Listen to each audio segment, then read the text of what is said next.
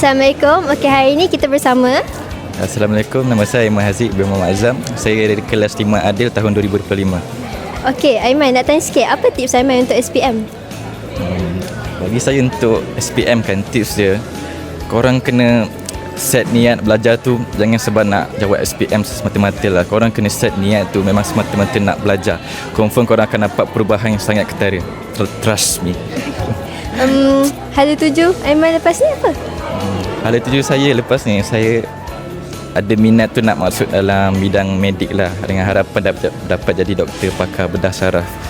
Saya pilih ni sebab memang saya suka dekat bidang doktor lah. Sebab memang tu saya punya, orang kata, dream lah sejak saya kecil lagi lah. Okay. Aiman ada apa-apa tak ucapan untuk batch-batch lepas ni? Ucapan untuk batch 09 ya. Okay, selamat maju jaya. Semoga korang punya result akan lagi gempak daripada kita orang punya. Good luck. Terima kasih. Okay, terima kasih. Okay, hari ini kita bersama Sanjeev Dev dari kelas 5 Adil. Okay, nak tanya sikit boleh? Apa tips yang awak guna untuk SPM? I think that one of the most important tips that I can advise for the juniors is to consistently do trial papers, because when you do trial papers you can familiarize yourself with the concepts.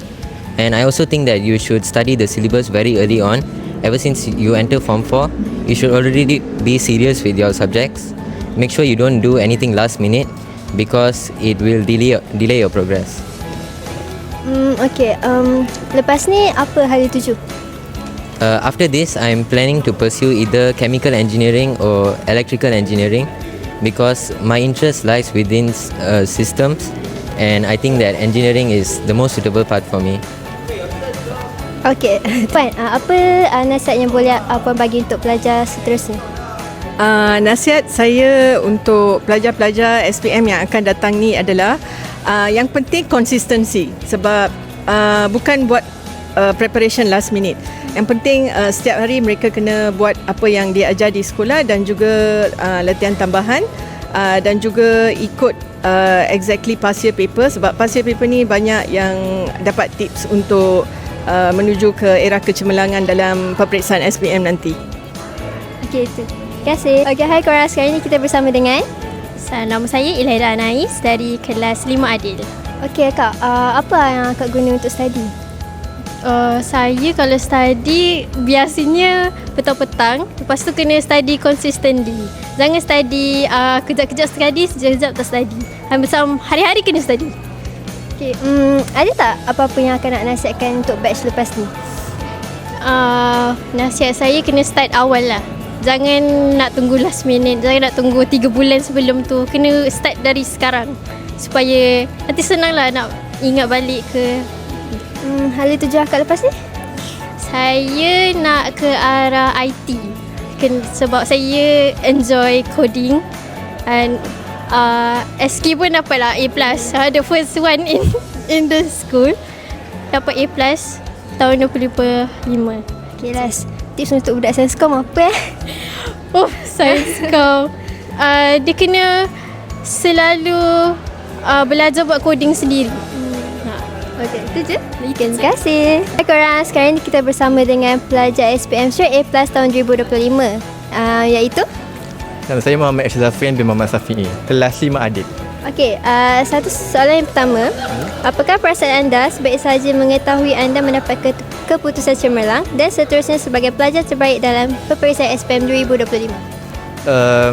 Pertama sekali mestilah berasa bersyukur kepada kehadrat ilahi, sebab masih diberikan peluang untuk mendapatkan keputusan yang sangat membanggakan, walaupun setelah mencurahkan sebanyak usaha semungkin dan meletakkan usaha yang paling banyaklah kita boleh buat dengan mendengar kata cikgu, membuat semua latihan-latihan. Alhamdulillah, keputusan itu membuatkan saya bukan sahaja berasa gembira, tetapi rasa bersyukur kerana telah mencapai kejayaan dalam akademik. Soalan seterusnya. Apakah rahsia kecemerlangan anda sehingga berjaya menjadi pelajar cemerlang? Untuk rahsia tu mungkin tak ada sangat, cuma apa yang saya praktikkan ialah untuk sentiasa ada keinginan untuk menambah baik kualiti kerja kita, apa-apa usaha yang kita laksanakan. Contohnya, kalau kita belajar di dalam kelas, macam mana kita boleh tambahkan kualiti tersebut? Kita boleh belajar sebelum dan juga selepas setiap kelas. Contoh, selain itu kita macam apabila kita buat latihan tahun kertas tahun lepas ke, macam mana kita nak memastikan kita bagi jawapan yang paling bagus dan menepati skema, kita kenalah rujuk cikgu-cikgu, terutamanya cikgu-cikgu sekolah lah. Kerana saya percaya cikgu-cikgu sekolah ni semua sudah sangat pakar dalam subjek yang mereka ajar, dan mereka mampu menjadi sumber rujukan utama bagi kita, iaitu pelajar-pelajar SPM dan calon-calon yang akan menduduki untuk kertas-kertas SPM tersebut. Dan selain daripada terus menambah baik kerja itu, kita juga perlu konsisten dan juga seimbang dalam melaksanakan segala usaha-usaha tersebut. Maksudnya kita kena sentiasa, walaupun menghadapi sebarang cabaran, menghadapi sebarang kesukaran dalam pelajaran, kita tetap perlu berusaha dan fokus untuk mencapai apa yang kita inginkan, walaupun kadang-kala apa-apa yang kita inginkan itu sesuatu yang dianggap mustahil. Jadi sebenarnya tiada apa-apa pun yang mustahil kalau kita meletakkan usaha yang cukup dan konsisten.